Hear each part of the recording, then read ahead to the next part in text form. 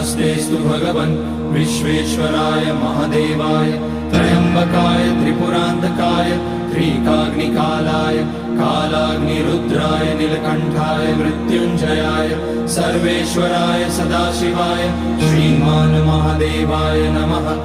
ॐ नमः शम्भवाय च मयोभवाय च नमः शङ्कराय च मयस्कराय च नमः शिवाय च शिवतराय च।